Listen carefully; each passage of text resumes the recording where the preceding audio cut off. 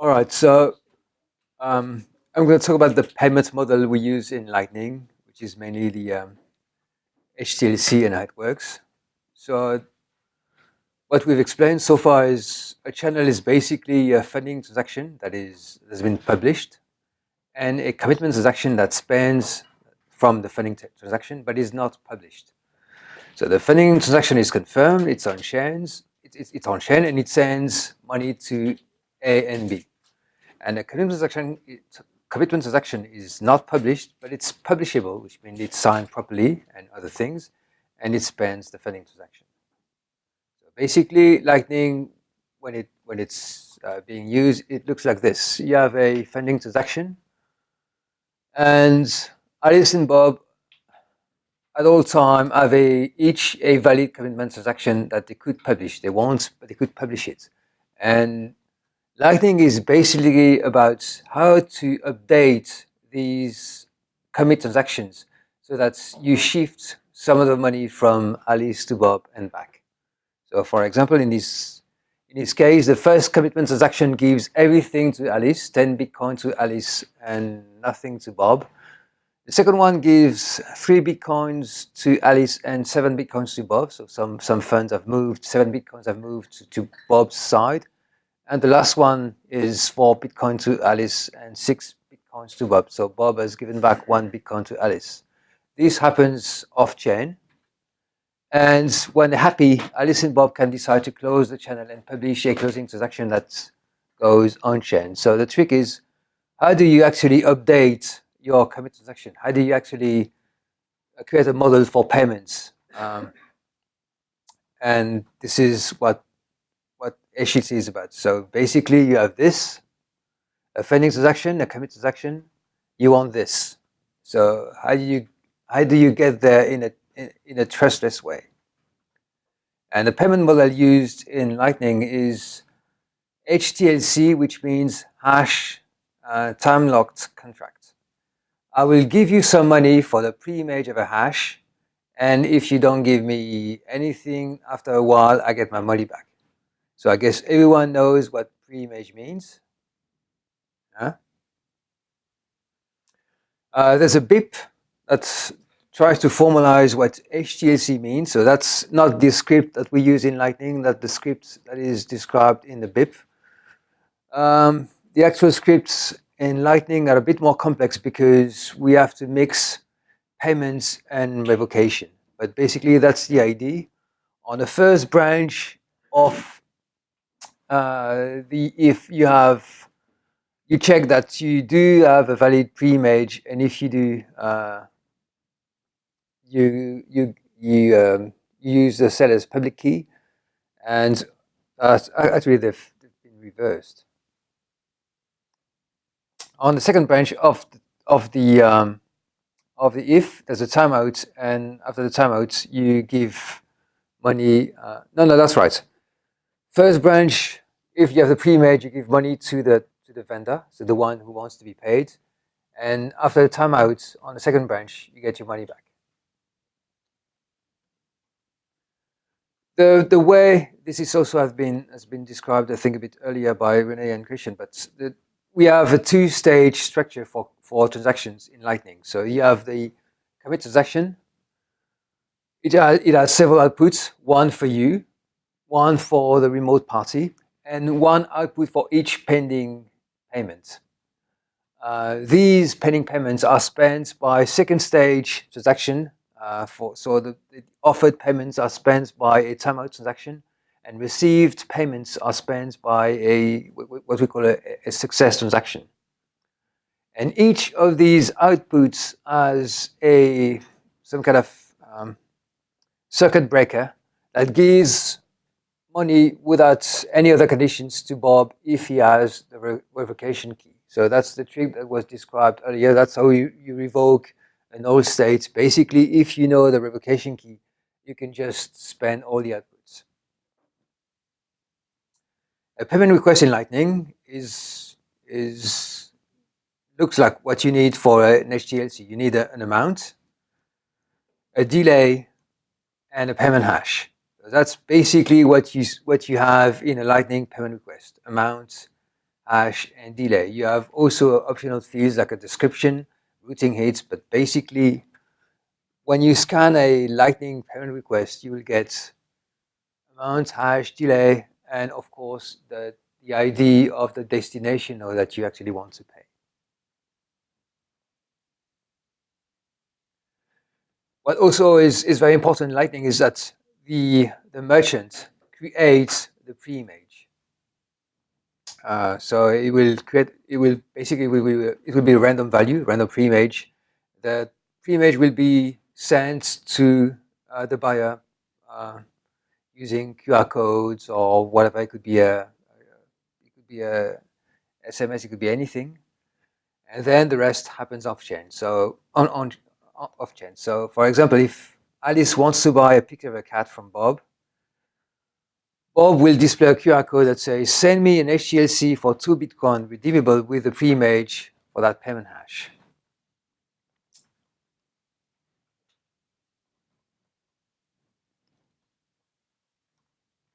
Alice will create a new transaction for Bob. So that's very important in Lightning. When you send signatures, you send signatures for the other party's transaction. Alice, when she sends a signature to Bob, she signs Bob's commitment transaction, not her transaction. So what Alice will do is she's going to take 2 Bitcoins out of her own balance and move them to an HTLC output of 2 Bitcoins to Bob, redeemable against the pre-image of the hash she received in a QR code. And she's going to sign that new commitment transaction and send a signature to Bob. Bob is going to send back the revocation secret for his previous commitment transaction and a new commitment point that will be used to compute the new commitment transaction. Alice will then check. So basically, Bob has this. He has a pending payment for 2 Bitcoins, and he's going to sign the revocation secret for the previous transaction that looks like this. Alice will check that the revocation secret is valid. So the secret matches the revocation point she was using in a previous commitment transaction. And now that Alice knows that secret, Bob cannot use these old transaction anymore.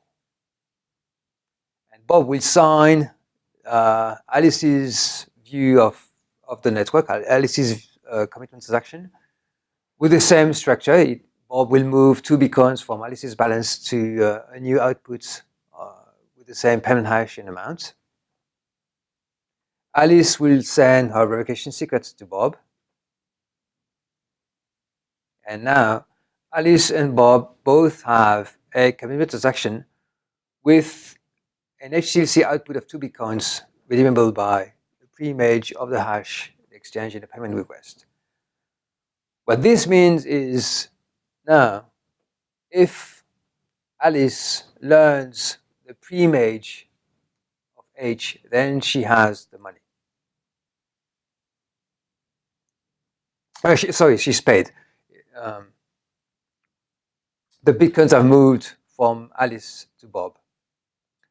So Bob will send pre-image Alice. Alice will check that the hash of that pre-image matches the payment hash. And she will move the HTLC from, she will just remove the HTLC, the pending HTLC, and add it to Bob's balance. She will sign again that transaction and send it to Bob.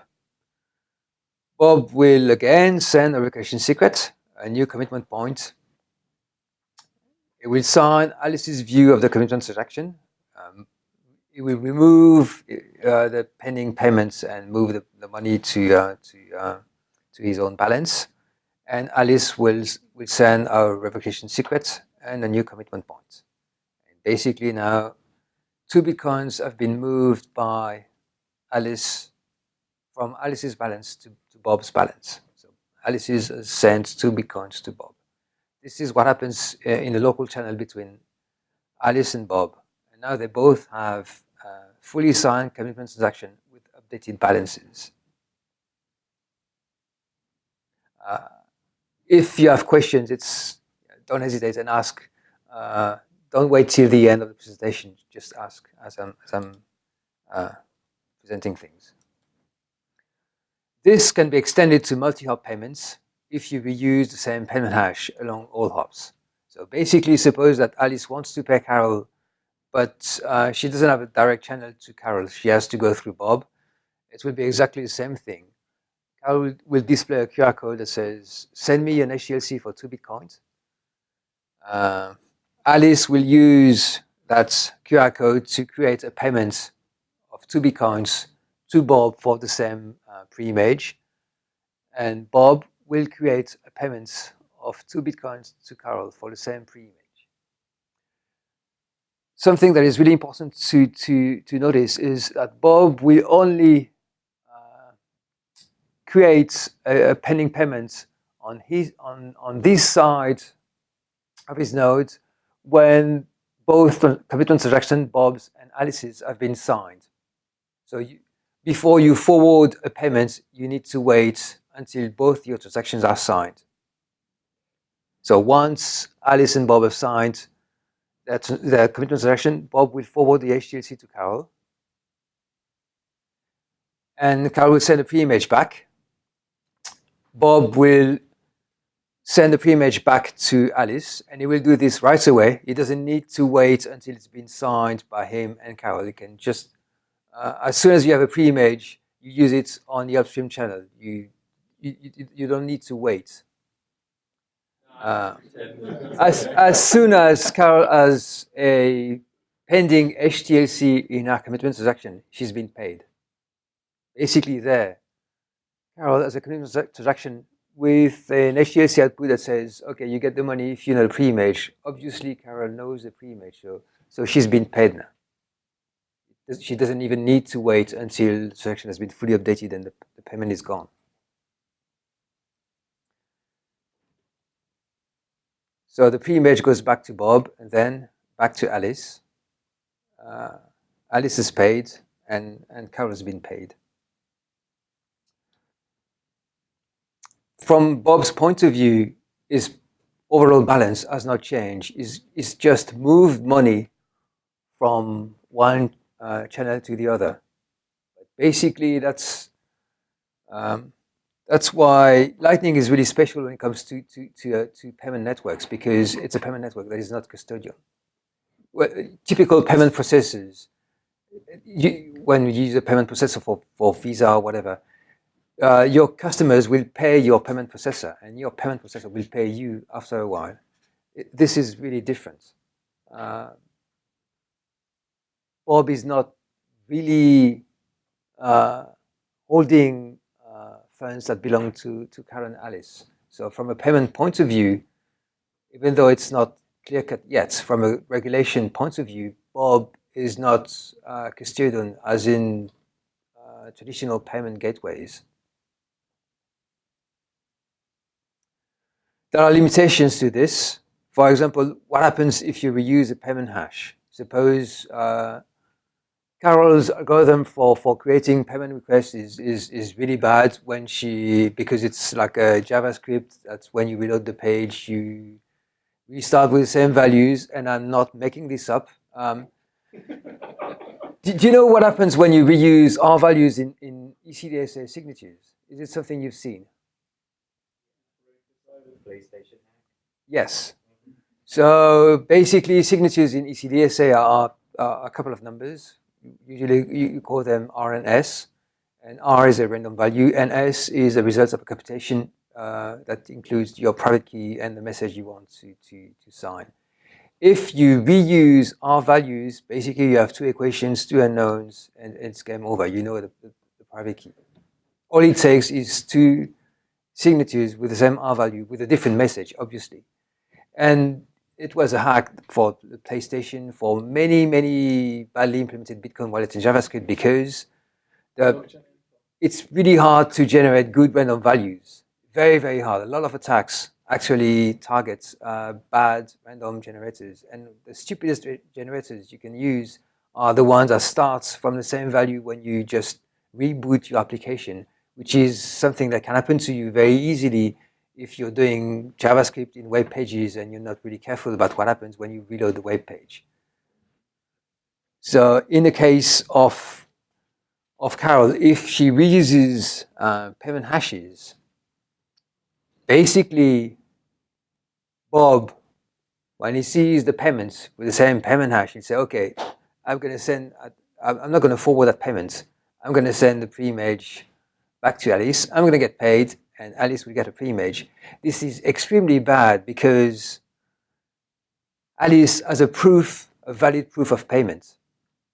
Carol never saw the money second time, but Carol, if there's a conflict between Alice and Carol, Alice will say, okay, I have a payment request that you've signed by Carol's node, and I have a pre-image that matches the payment request. So it's really bad.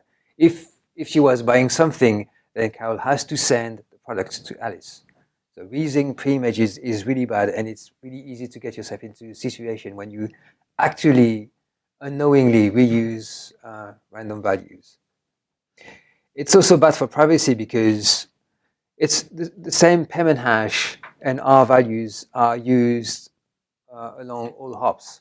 So if you find yourself in two different places along the route, and if you see the same payment hash and the same pre-image, you know it's the same payment. They're not randomized at every hop. There's a proposal for switching from payment hashes and pre-images and hashes to private keys, public keys, where you could rotate the public keys at every hop, but it's not ready yet. So right now it's also a privacy issue. The fact that the hash is the same along the routes is not too good for privacy. Yes. If I just pay somebody with that roundabout, fee drop-off method, that's also provable, right? What is provable? I just route through the destination back to me and drop Yes. off, without a payment hash. Does that have the same proof? That doesn't, right? No, the proof of payment is a payment request that is signed by whoever is selling things and a pre-image that matches the payment request. And it's a trick that has been used a few weeks ago and to demonstrate how you can implement Lightning payments in offline vending machines. If you find a trick, I think it is something that we'll talk about in the next few days.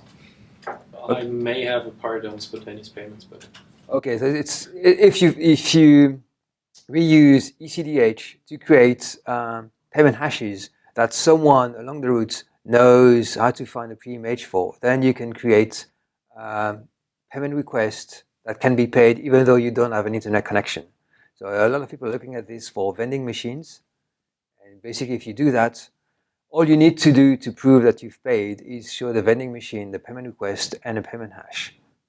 And then, since the payment request has been signed by the vending machine, it knows it's been paid and it can deliver the goods.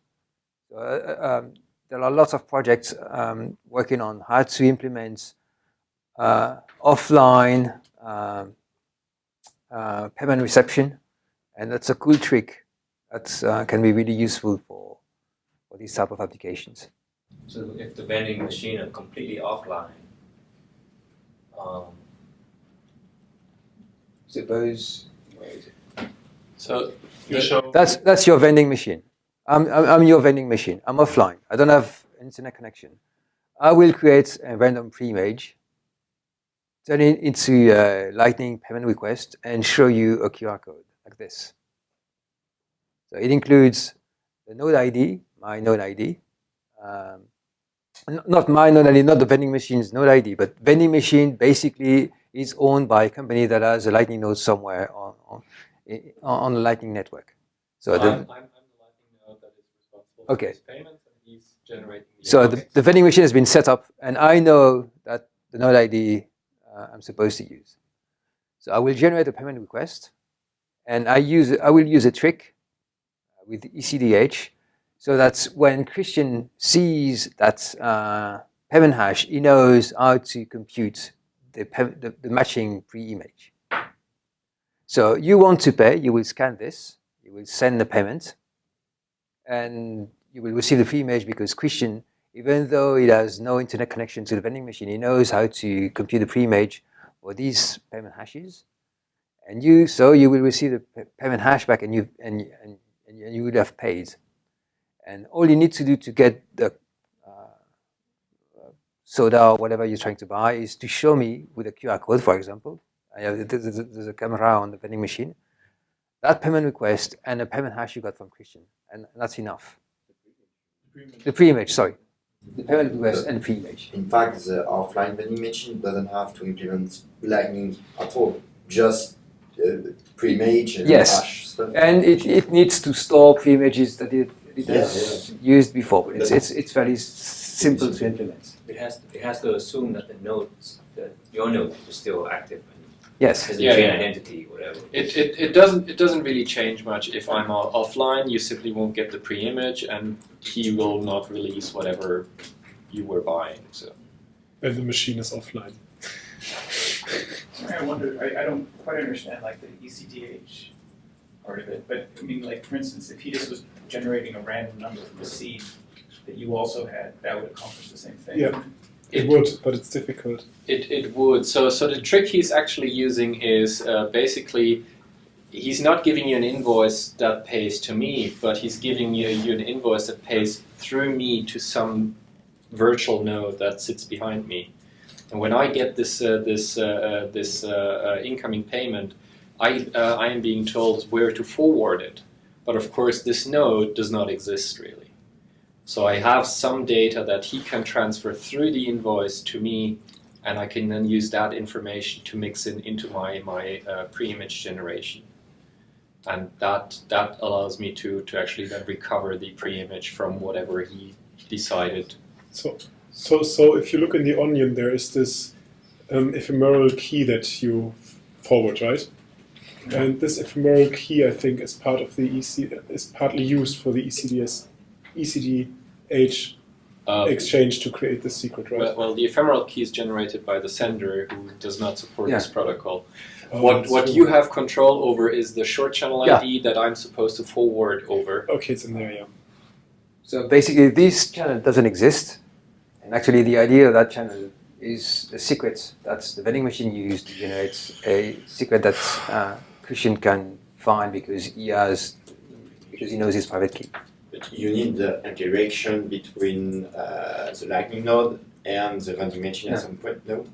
So only at setup. Only at setup, you share parameters. If it's run out of hash, you have to get new access on the vending machine and generate new hash. Yeah. So But it doesn't run out of That ashes happens because after 2 to the power of 64 payment attempts. So, 48 now. If it's limited on the vending machine, you're not going to store that much hash because you don't have. So all he actually has to do is remember the last index he used. Oh, yeah. Got it. And so we have constant memory for the machine itself. Okay. And we both have a pre-image generation mechanism that uses that index and some pre-shared image to start generating pre-images, and he will then go on to generate hashes from those pre-images, and my job is to just stop creating pre-images. So it's If you sold so many items on your vending machine offline, you can also buy an internet connection. I know that, for example, we were contacted by a company in South Africa that is really interested in offline payments because they want, for them it's too complex to have the machines set up connected to the internet, and they want to use the customer's internet connection instead. Basically, that's what it's doing. The key something of all this. Is it they have these small devices you mean for offline payments? Yes. African company, what do they call it? Keys and something. Do you remember? Have you heard of them? I don't remember the name, but basically there's some kind of secure elements in a tiny device you can put in vending machines, and basically it can sign things, but it's impossible to steal the key. she said. It's a. Yeah, but I don't remember the name of the company. There's something that is very important to notice. when you forward payments, the delay you have to redeem payments has to be a bit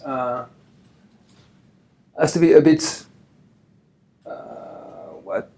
So I can't make mistakes. Smaller on this side than on this side. Can you see why? Suppose Bob forwards a payment to Carl and that payment times out. If the timeout on the left side is shorter than the timeout on the right side, well, basically Bob has a problem. Because the HTLC will be cancelled, and when Bob gets the pre-image, he has no Yes. one to ask. This is why the longer the route, the longer the CLTV delay you include in your HTLCs. Which means that for very long routes, you may need to wait a long time before your payment is actually timed out. Also, something else to understand. Suppose Carol never sends the pre-image back to Bob. What happens on this channel? What do you think happens? Money gets stuck. Yes, and then when it times out? Alice sent a payment to Bob. Bob forwarded the payment to Carol, and Carol never sends back anything. What is supposed to happen? The good case. The first one times out, and then the second one times out. No, that's bad. That means that the channel is going to get closed between Alice and Bob because of a problem that occurred between Bob and They Carol. should time out at the same time. No. No. What is supposed to happen is, okay, on this side there's nothing to do. Bob, after a while, he has to go to the chain and claim its outputs with after a timeout. But on this side, Bob is supposed to fail the payment off chain. By removing the Yeah, HTLC. for sure. Once he gets back his Yeah. funds, he has secured his funds back, he can then turn around and just say, sorry, didn't work. So it's going to take a long time, but the channel is not supposed to get closed between Alice and Bob. So if As long as Bob is still cooperative. Yes. But this is when Carol stops being cooperative, Bob can close with Alice until it's on-chain close. Until the timeout has expired on chain. Bob can only fail gracefully if the HLC between Bob and Carol has been resolved by sweeping the timeout. Oh. So it's quite a common misunderstanding that people think that if an HLC gets stuck, the entire path gets closed, but it's only until that point where you can be sure that this timeout has been swept in time for basically then gracefully failing backwards.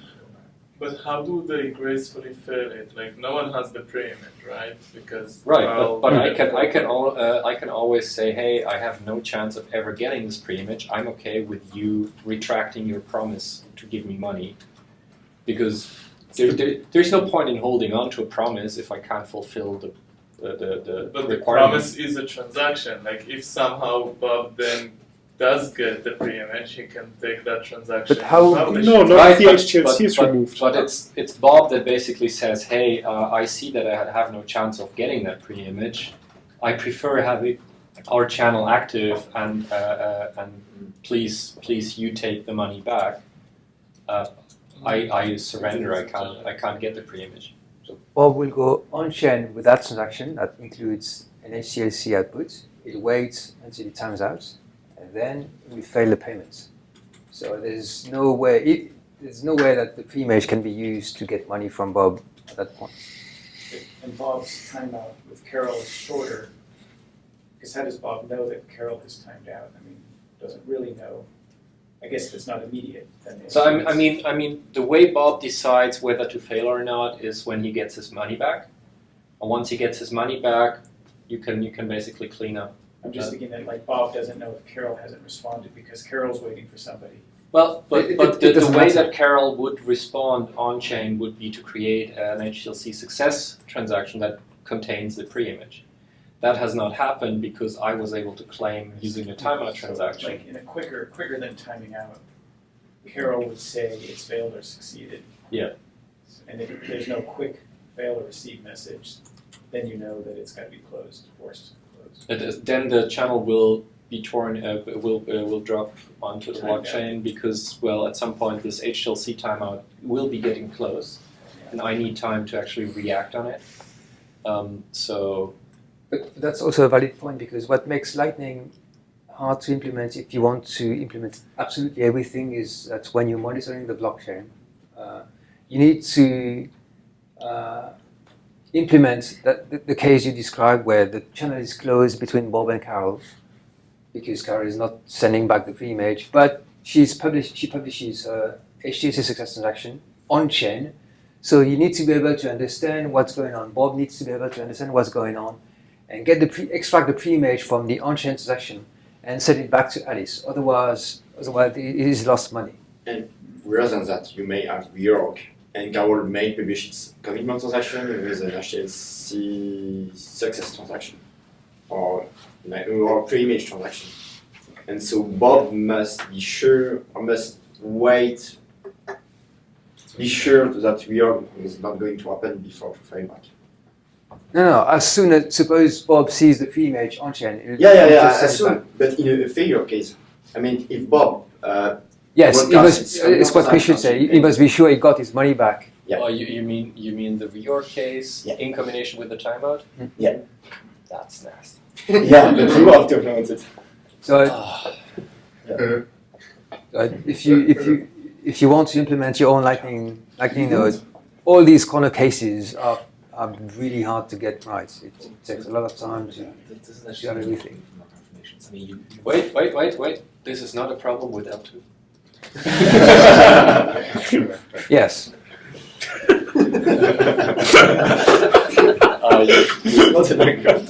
You will get so sick of me saying that the entire week.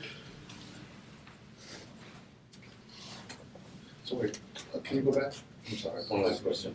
So during this time when the challenge between Bob and Carol is going on chain and settle, during that delay while you're waiting for confirmation, Alice and Bob, they're unable to close that channel.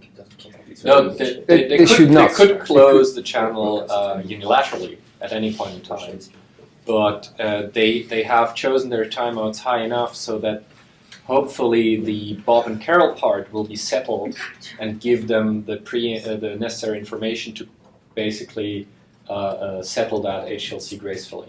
So how does Bob feel confident of rewinding the HTLC back to Alice if he hasn't gotten the money yet from Carol? He can't. He can't, right? Yeah, he has to wait. You hold on to it, so that's why we need to have a timeout difference that's large enough for you to settle here and then turn around to actually act on it here. 2 transactions on chain to settle that? If both channels break, otherwise you still have time in the pending channel. The CLTV delay is shorter on this side than it is on this side. So the left side settles after a day and the right side settles after 2 days, right? Mm-hmm. So once the first day gets to a close, we can we now start settling and timing out or having a success, and then we still have the extra day to then turn around and say, hey, we don't have to close. Here's the information that you need. I'm either happy to fail this HTLC and just keep the channel open and running, or I actually got the pre-image from our on-chain transaction and turn around and say, hey, this was successful, so give me my money. Okay. So when I say close, so you can close it, but there's still going to be a day. You're going to have a delay. You're going to have to wait for that to complete. So you can't correctly close it immediately, basically. If suppose Bob closes the left-hand side channel with Alice before this one has been closed, then you have the same problem of monitoring what's happening to the HTLC outputs. Can you get the pre-image? Right. So you have to wait. So the thing is, if Bob closes the channel with Carol on chain, Bob probably does this because Carol is not responding or anything, right? So in this way, Bob has to time out because Carol could still show up and on chain enforce the pre-image. So Bob has to wait for the timeout and then can turn to Alice and say, let's cancel our HTLC because there's no pre-image coming. Right. Because we already on-chain have seen that it's not coming, right? I mean, he already claimed his funds back. On the other side, if Carol is quick and provides a pre-image quickly, Bob can turn around and can claim the funds from Alice off-chain. Right. Because he now knows the pre-image, right? So when it works well, Lightning is almost instant. Right. The problem is when it fails, it's a bit ugly because you need to wait. And basically, a stuck payment in Lightning, it's not something you can cancel and say, okay, I'll try again. If you're trying to buy something on the internet with Lightning, and if it doesn't work, you can't try to buy again because it's not safe. You may end up paying twice unless the shop is really. I mean, a lot of early Lightning merchants were happy to settle any kind of HTLC, even if the same item had been sold before. There were the checks they made on links between their inventory and payment requests were very, very limited. It's probably better now, but so if it like comes out for the payment, it's better to like request a new invoice. Or? If you do that, you may end up paying twice. But if you request a new invoice with a new payment. No, the issue is that if you initiate a payment and then at some point this gets stuck, you aren't sure whether the payment went over that gap or whether it stopped before, and so you don't know whether the recipient actually received the money in the end or whether it actually failed. So this uncertainty makes it really, really hard to actually do anything with this. Because it means that, retrial isn't safe because you might end up paying twice, and just hoping and praying that it eventually arrives will also not work because, well, it might never. So stuck payments are a pain.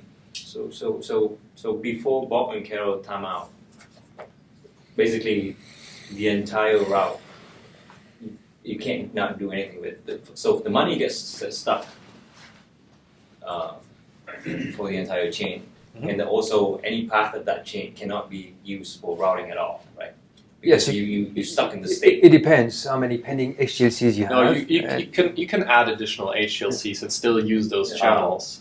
Okay. So you for the HLC you've basically just set aside a small portion of your channel, and that will not get resolved until you actually resolve the HLC. But with the remainder you can still perform updates. Okay, so the money is stuck, but you can still use the The route. channel channel is still operational. You can have about 480 HTLCs concurrently. You could also pass the pre-image at a band. You could create the pre-image yourself, then have them accept to the payment hash, and then ask you for it when they want it. Insert. So you create the pre-image. As a sender. Yeah. Okay, yeah. Then you tell the receiver the payment hash. Okay. You send out the payment. Yeah. They get it. They attach the HLC to their commitment transaction when they get it. You need to add an extra onion blob in the package, right? To do that. No. There's So- an enough space in the. The pre-image isn't like. Yeah, but you need to encrypt it at some point in the packet, right? Oh, In you the mean having a refund No. path?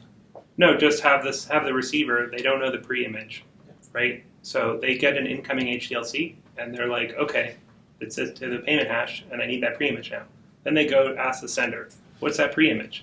The sender says, okay, here's the pre-image. But you may also add a pre-image in the onion package, right? There is a. Well, that's But you risky. know that the payment That's spontaneous payments. That's No. not So a you don't. for stuck HLCs. Well, it's not a problem if you stuck HLCs are mainly a problem in terms of paying, the danger of paying twice, right?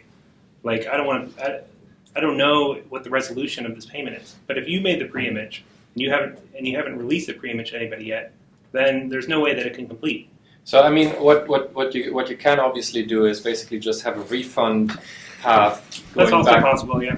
going back to the sender, reusing the same payment hash, and then if the shop basically gets his money, and then I get this pre-image and I can use that on a refund path. So we can atomically link the forward and the backward path. That's less of a problem, but we suddenly are consuming twice as many funds on the Lightning Network, which is awkward. But your method of the sender generating a pre-image and waiting for the onions to set up the route and then the receiver asking for the pre-image, I mean, this can also be gamed then, right? If the receiver is, not a good guy, then you have to go back to the normal case where it's like, okay, what's happening? I mean, what it does is it gives the opportunity to the sender that the sender knows he or she can abort the payment process, right? Well, so they because can't quite abort it. They can well, just say, they initiate the payment process, yeah. and if there's never coming a request from the recipient for the pre-image, they say, well, something is going wrong. I just try a different route. I do something else. I can abort it, right? Because now if somebody asks for it, they can say, yeah, you know what? I don't give it to you. Yeah. But now all the HTLCs are stuck. It's similar to a probe. We have ways of Yeah. we